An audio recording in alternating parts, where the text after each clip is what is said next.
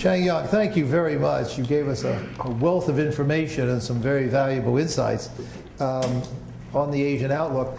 Let me start out, if I may, by asking you to elaborate on a point that came up at several different places in your remarks, namely the linkages between the Asian countries and the Asian developing countries and the high-income advanced industrial countries. You started out by expressing concern that the slowdown in the US and Europe would spill over and dampen the Asian outlook, of traditional concern about linkage.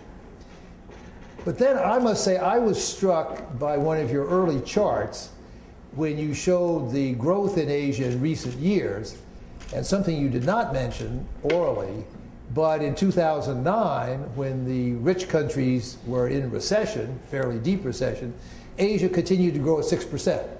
Now that was a decline, but not much of a decline. And the same in 2008. Then you later showed us how trade among the Asian countries was expanding. My question is whether one could reasonably say that the developing countries of Asia are to an important extent decoupling from the rich industrial countries. To be sure, when the rich countries slow down, there is some spillover and some slowdown in Asia. But even when the OECD countries went into that sharp recession in 2009, Asia continued to grow at 6%.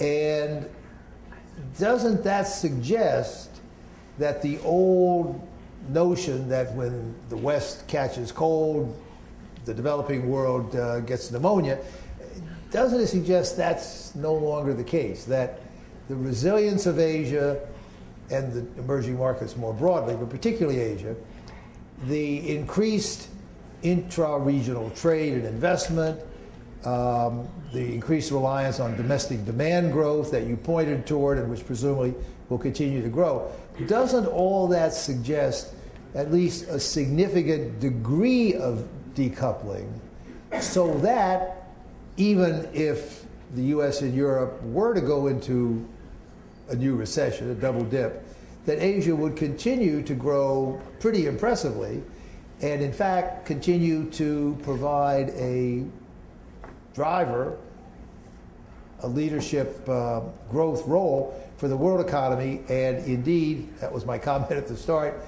in a way provide the solution and save the world economy from the kind of traditional sharp decline that would occur if the traditional leaders fell into recession.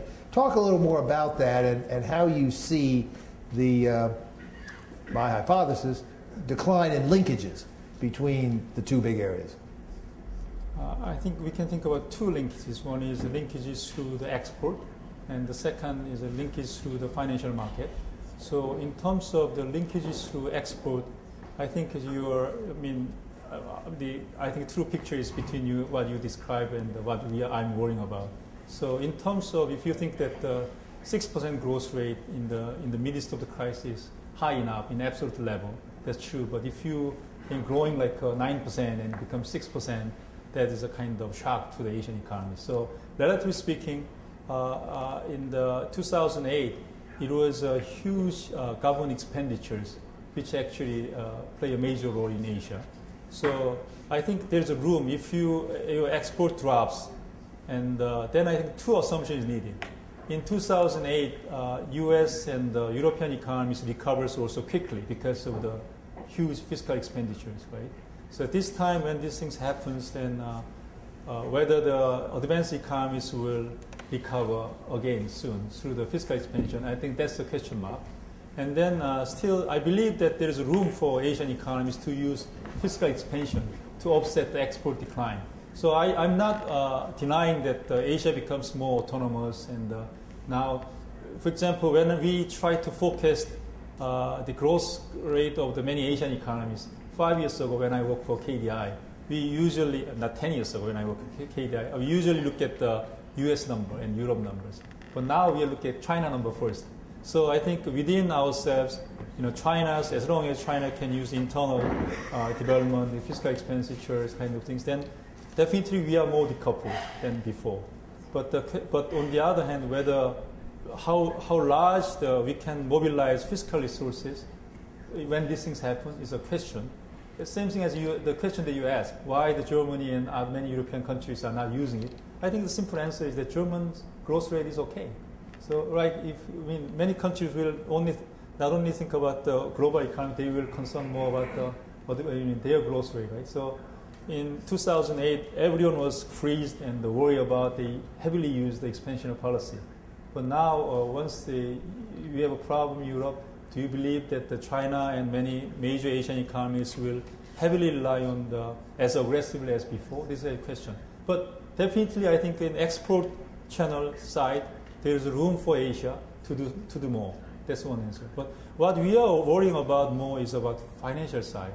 I think depending on the countries, when worst thing happens in global financial market, and then European banks have a liquidity constraint, and this shock, the financial shock, will cause a more serious problem for several Asian economies. That can be a more serious this time than export channel. A related question. You expressed continued concern about inflation in the region, though it's declined somewhat on your projections. But if there were a double-dip recession in the North Atlantic, presumably that would further reduce the inflation pressures on Asia and then permit more of a policy response, including on the monetary side.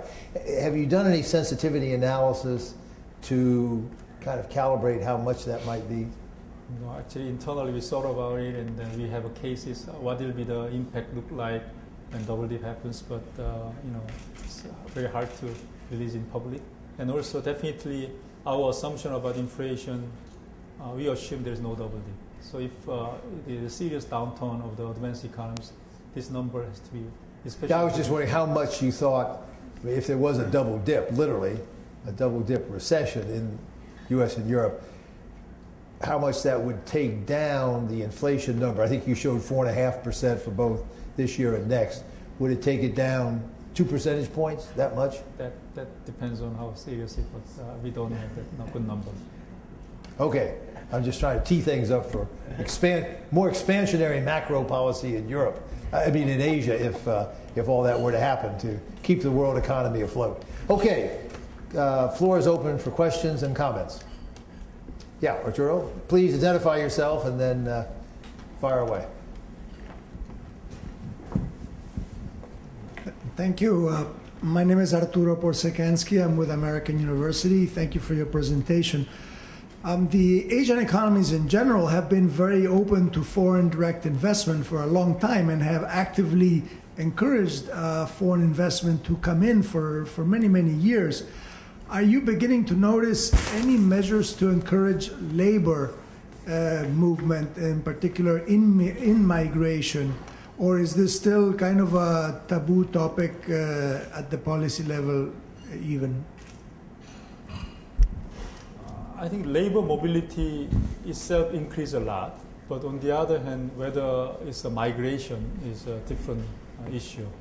Whether you allow short-time, part-time workers coming in and go, that is increased significantly. Actually, our remittance data shows that even during the financial crisis, remittance flow to Asia continued to be very high. It's because of most of these overseas workers previously go to the Europe and advanced economies, but now within Asia there are lots of these overseas workers, which is indirect evidence that there are huge labor mobility. On the other hand, I think we don't see many Asian countries which open their border, so that will be an important issue. And now, in some sense, trend is going that way. In Japan, they start to open their more labor market because they need more young people, young workers. So trend is there, but I think it's because of cultural reason and political reason, we are much slower than Europe. Okay, yes. Vito? In the case of Vito Tanzi, by the way, in the case of Japan, Japan was growing very fast for a long time, then all at once went to a sudden stop. And we've had the same case in Italy, in Germany, in various. What is the chance that something similar will happen to Asia, especially to China? This is called so-called middle income trap, right? And but I think definition of middle income is really big, huge, right? From $1,000 to 12,000, 15. So, but I know one study by Aiken Green and one of our staff in ADB. They find that once your income reaches $17,000 in 2005 US dollar terms, then the economic growth slowed down significantly. But that is a kind of, I don't know that why we should call this middle income trap. This is more like a high income trap, right? So now China's, in US dollar, not PPP terms, their per capita income is 5,000, which is only one half of the Mexico. So I think they have a long way to go. And looking at what's happening in China, I think China will, in the next decade, still grow quite fast. But I think what I'm worrying about is that, now the Korea and several other high-income countries in Asia countries reaches about 20,000 level, but their growth rate actually drops quite recently sharply from 6% level to 4% level. So we have to see whether they will actually really catch up with a very high income or not. But I have some theory. If you do well in the past, you have more likely to do well in the future. So I hope we can do well, but there's no guarantee. You believe the trend is your friend? Yes. Ted?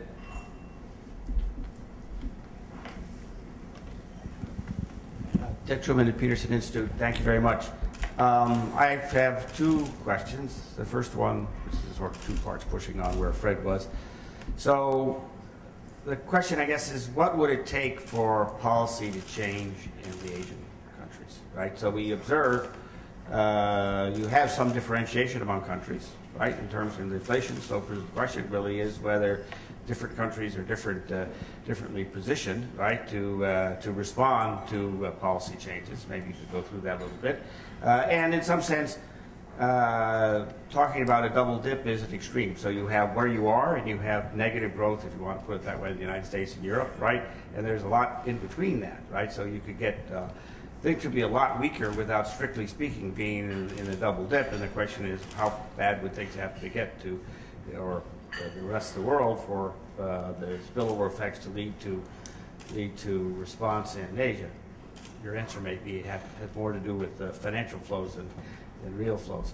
So then the second question I have is on the last part of your remarks, where you had this interesting presentation about the demographics and the demographic dividend that many Asian countries seem to have achieved over the last couple of decades, if I've understood it correctly. And the question, I guess, is thinking about North Africa, Middle East, right? That they have a tremendous problem. So how would you, if you were advising Egypt today, if I may put it that way, how would you advise them to, what did Asia do that Egypt to do? I have a hypothesis about what you're going to say, but what would you have the Middle East do to take advantage of their bulge in the young people population? The first question is what will happen in between, and mostly when we actually look at what happened. Fred, I think that you just mentioned in the beginning was what our benchmark. If you look at what happened in 2008, and China's growth rate was still above 9% in 2009, right? So I think depending on how they use a domestic policy, and Asia has a room to react to the slowdown of the advanced economies. We have much fiscal room in the short run, and so I don't expect that as long as there is a big crisis in financial market, I don't expect that Asia's growth rate will really go down quite significantly. And if the export drops a lot, then I think Asian economies will use more fiscal resources to counteract. So I think in that sense, I believe Asia is more resilient now, and then can be resilient. So now we are expecting 7.5%, but I don't, it's a kind of nobody's game, but I wouldn't think that the Asia growth rate will be 6% or 6.5% unless there's a big, huge crisis happens. So it will be a 7-point number very easily if they react to the fiscal policies. Let me follow up on that, if I might, and draw on your experience organizing last year's G20 summit. This year's G20 summit is coming up in less than 2 months in France. And let's say the world economy continues to slow down and not yet a double dip, like Ted says, but 1% growth, US and Europe, pretty stagnant. And if my hypothesis from before is right, you pretty much agreed that would reduce, at least to some extent, the inflation concern in Asia.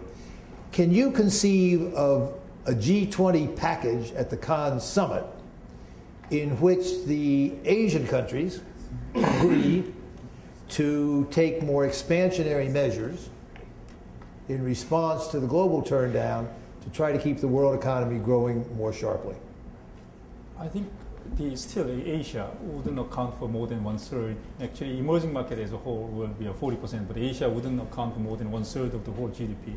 So, well, let's include Brazil and maybe a few other emerging markets. I think having a more, if recession comes in, they will react to more expansionary policy. That no doubt about it. I think for their own purpose, they will do it. And I read that in Brazil, they changed their monetary policy a little bit, but on the other hand, they keep on doing the fiscal consolidation.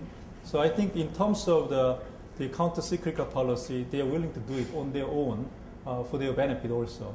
But on the other hand, I think it will be unrealistic to assume that we will have same intensity of the international policy coordination as we had in 2008, right? So each country have different objectives. I think we have to be a little more realistic. I think it's not like now everyone will go into the same policies. Right.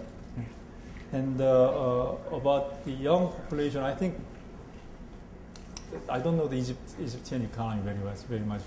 There are about like a Philippines and India or Indonesia who has lots of young population still.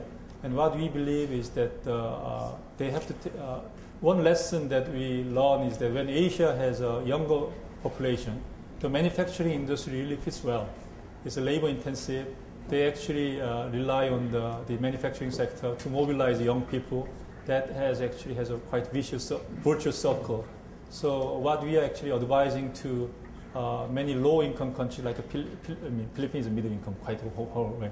But many Asian economies with lots of young population. This may be a time for them to have a migration of the manufacturing industry from China, so that they can bring the manufacturing industry on their own. And that is one of the policies that we are promoting in Asia.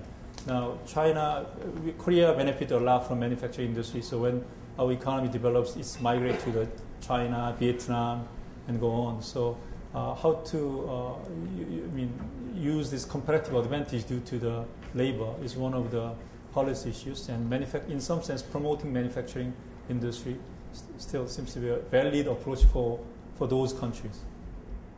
Mustafa? One of the few positives come out in 2008 was the countries largely maintaining open markets. More recently, we're seeing, especially in Latin America, a lot of protectionist measures being implemented. What is your assumption in the Asia-Pacific region about trade as you're making your forecasts and projections? In our model, we don't have any institutional factors in trade. We just assume the export function and import function. We just focus on current account, the macro measures rather than focusing on the institutional aspect of the trade. And now there are many FTAs discussing within the region. So we believe that the Doha round and multilateral mechanism seems to be, stopped at this moment. But there are many bilateral discussion going on, and we hope that can promote more trade within the region. And this year, China, Korea, Japan is FTAs now being discussed a little more seriously. So if that will be a great outcome. So far, the FTAs are realized mostly on the ASEAN countries. But if this goes outside of ASEAN to ASEAN plus 3 countries, that will be a significant improvement. Warwick? Thanks. Changyong Rhee from the Australian National University in Brookings. In your presentation, you talked at length about medium to longer term drivers of growth, which is accumulation of capital and labour, quality and quantity. Yet in the discussion, especially in response to Fred's question, you're talking about what seemed to be insufficient aggregate demand in different parts of the world. So in the long run, it's supply that drives growth. In the short run, some of these macro questions are demand allocation.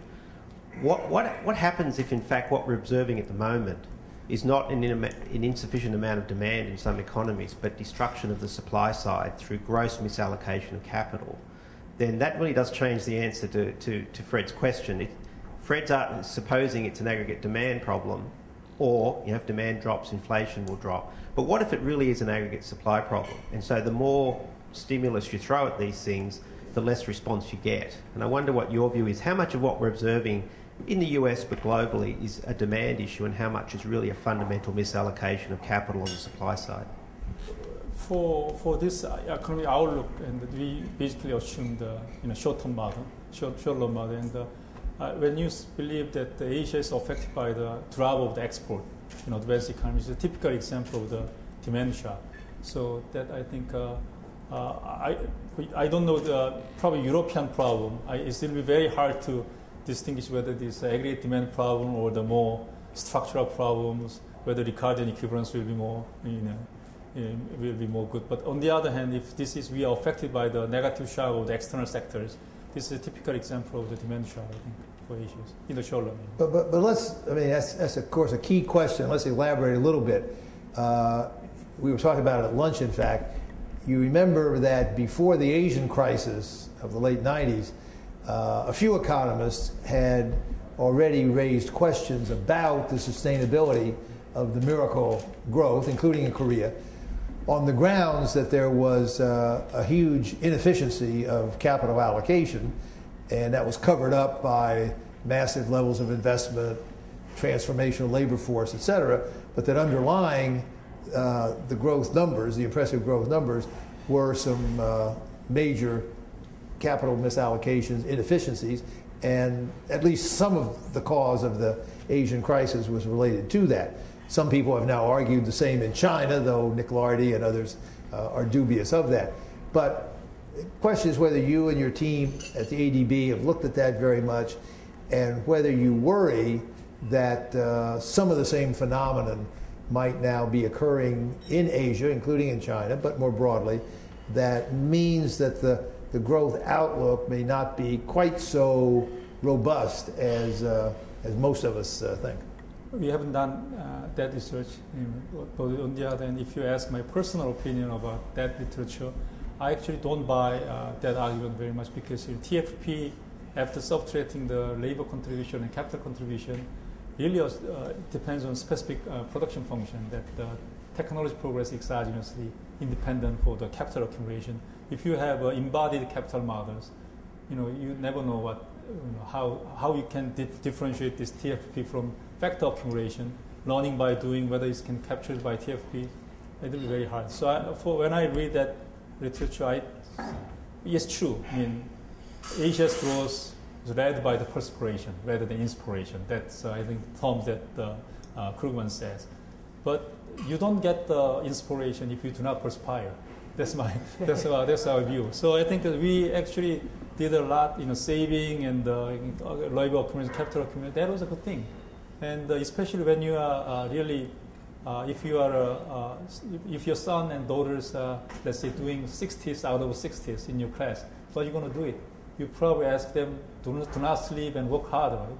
So I think until you become like a 5th or 10th in the grade, probably making them do the overnight may actually work against it. But I think Asia is still a long way to go.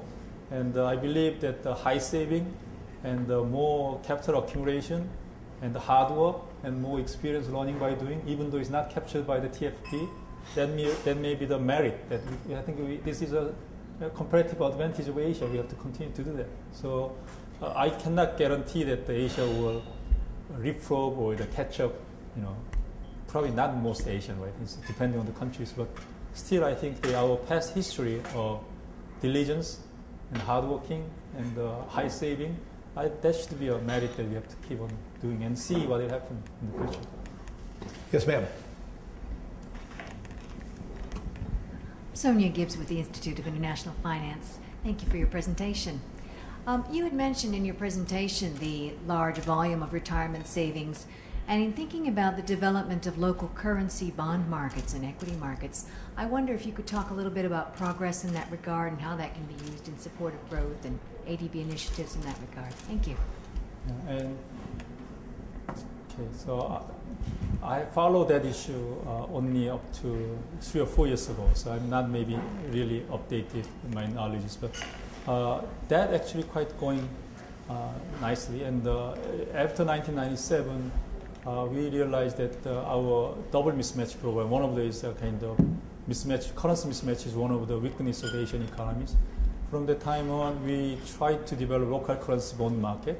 And our strategy is let's try to develop government bond market first, because that can act as a benchmark, and then try to introduce corporate bond market.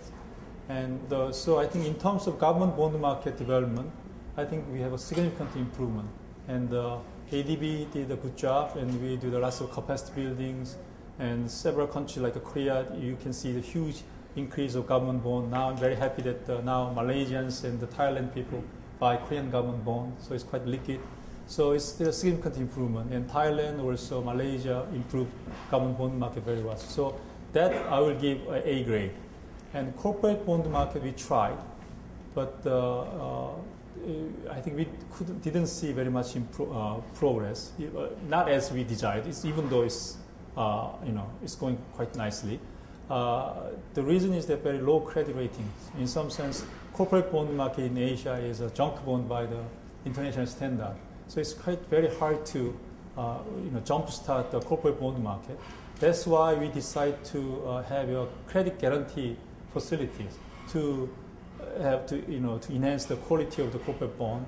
And that credit guarantee and investment mechanism was just launched with ASEAN plus 3 countries. So we'll see, but it's going to take time for to develop a local currency denominated corporate bond, because not many good companies are actually issuing bond. But on the other hand, the infrastructure now is kind of building quite nicely, and that once the infrastructure is there, you can expect that it will jump up soon, take off sometime soon. So that's what we're expecting.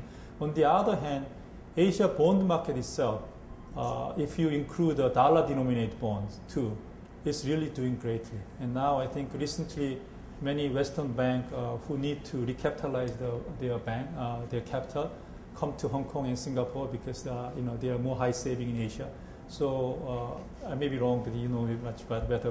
But the bond market businesses in Asia is really flourishing. So, but I believe that if the dollar-denominated bonds are doing very well, it will increase also local currency denominated bond, maybe have positive impact. So we have a long-term goal. Yes, Barbara.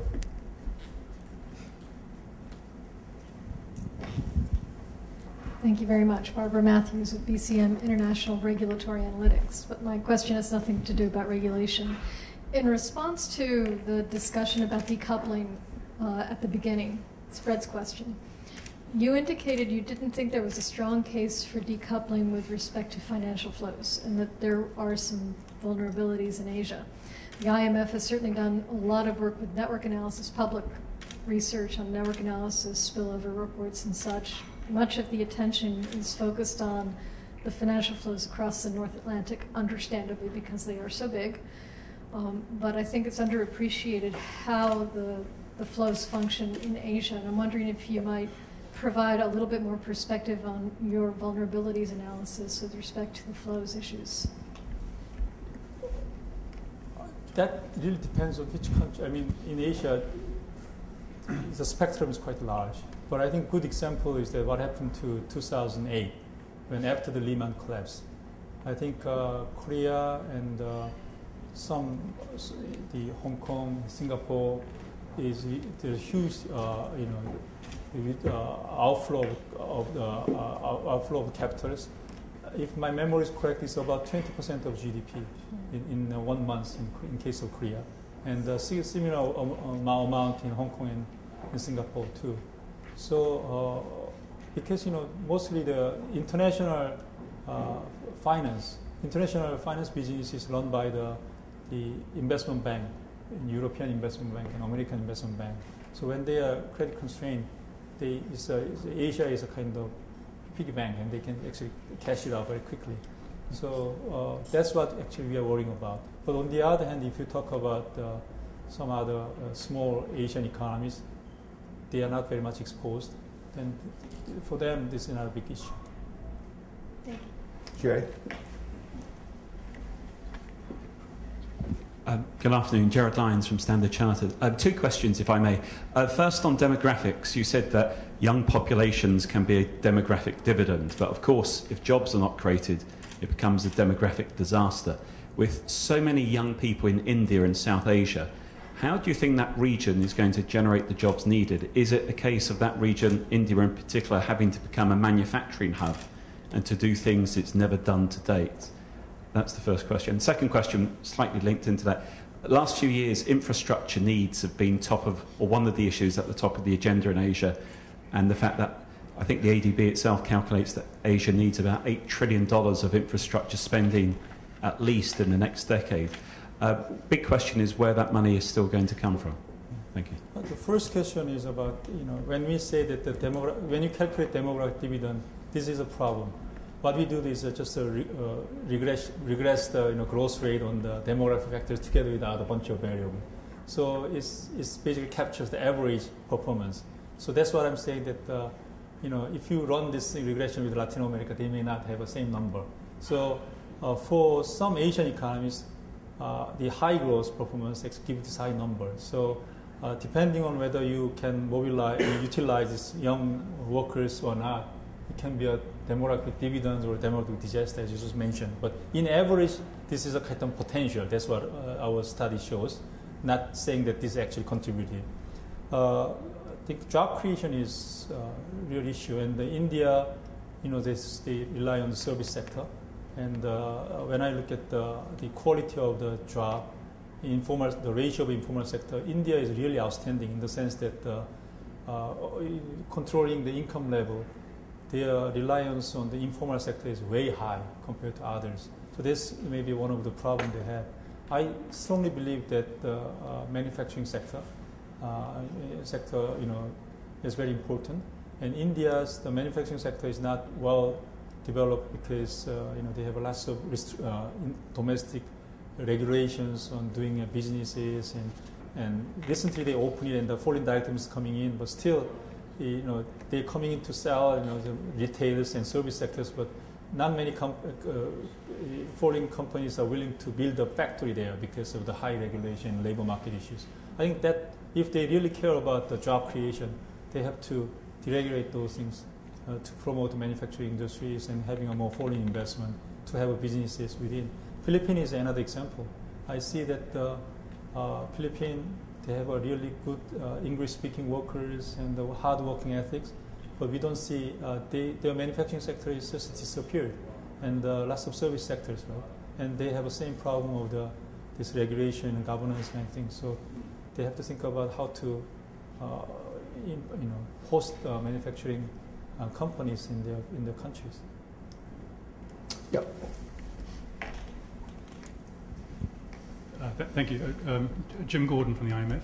I was curious by your remarks about the decline in traditional family support to the elderly, and just wonder how serious a problem do you consider this to be? For example, is it possible that the very impressive reductions in poverty that you show could be reversed or in future years by an increase in elderly poor? And then secondly, you also mentioned that there's probably a larger role for the state in providing economic security to the elderly, but isn't this an area where countries should be very cautious given the problems that countries are having now with the affordability of their pension system? Thank you. Our data, this data is actually in University of Hawaii, they have East-Western Center. They are actually collecting all this data for quite a while. So we showed averages, but they have a time series data. And you can see that this family support is going down steadily. So that's evidence. So you can actually look at their home pages. And we outsourced this paper to them, and they have showed this, we have a graph, but they have an annual series, you can see their data. As for the public security system, I believe that Asia, we don't need to worry about at the time. At this stage, we shouldn't make a mistake. So we have very careful in designing the social security system. That's what we are advising. And the biggest problem, what we actually, the message that we want to convey is that, I think it's when European countries and US, when you design your social security system, it probably is based on the growth rate at the time, assuming that this growth rate will continue. So I think what we want to convey our message is that Asia's growth rate is now 7 or 8%. If you keep on that growth rate, probably spending a lot will be the best solution. But on the other hand, what we want to show is that this growth rate will moderate soon. So when you design your social security system, you shouldn't assume that your growth rate will continue. So that's, I think, key message that we want to deliver. But definitely we need a social security system funded by the public sector. So that is sure that that's the way we have to go. The other design point is to make sure you take account of increasing longevity of the age distribution. That's the thing the United States has not done and needs to do now. John Williamson gets the final question.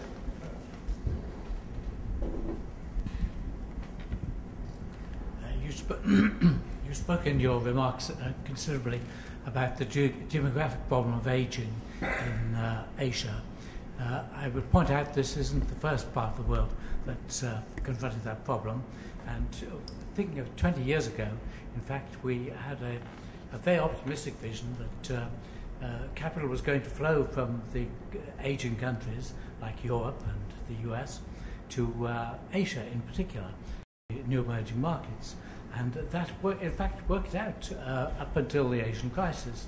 And then the West, for reasons I still don't understand, decided this was all the fault of crony capitalism instead of coming to the aid of the countries. And so the countries decided that they were, in fact, going to build the great reserves in order to avoid a repeat. And so one got perverse capital flows, as many of us regard them, on very considerable scale in the recent years. Do you think that that is now going to reverse, given that the capital, given that reserves have been built up to a level that is quite sufficient to prevent a repeat, or not? I think the last decade is really an exceptional period that our prediction of the capital flows is reversed. Right? And unfortunately, if you ask me that question, I think that the incentive to accumulate foreign reserves in Asian economies actually increased rather than decreased after 1997 and 2008. Especially, this is very unfortunate for the global world and also Asian policymakers too. But if you think about intuitively what lessons they learned in 1997 and 2008. In 1997, okay, so some Asian economies have structural problem, we suffered a lot. But because we suffered more because we do not have reserves. So they start to build up reserves. In 2008, now what lesson they learned? We didn't make any mistake, but we suffer again. So we now start to build up reserves. Now what's going on, by looking at what's going on in Europe, it will be very hard for economists like me to convince the policymakers saying that, you look, there are lots of opportunity cost of holding reserves and there are many negative things. You have to be more rational. But somebody say that, oh, what happens if the Greece, some things happens, that this will be a problem, you need more reserves. I think a rational academic argument will not sound like rational to many people. So I think that's why we need a global solution. That's why we need like some kind of safety net. So they show that you don't need to rely only on the self-insurance. But at this moment, because of the two accidents, I think if I just mention the general atmosphere, is a rush to the self-sufficiency. Actually, this is exactly the problem in food security too. After the food price increase, many Asian economies decide already to increase the self-sufficiency ratio, stop trading. And in aggregate, it causes more problems. but intuitively they announced that, for example, the Philippines announced that they will increase the self-sufficiency to 100%, and many countries announced already they increase the self-sufficiency to very high level. So this reserve things, very unfortunately, but I think given these uncertainties, it's going to be very hard for them not to accumulate more reserves politically. Okay, Changyong, thank you very, very much. This is terrific. We'll look forward to doing these every so often to keep ourselves updated on your views on the Asian economy. Thank you. Thank you very much.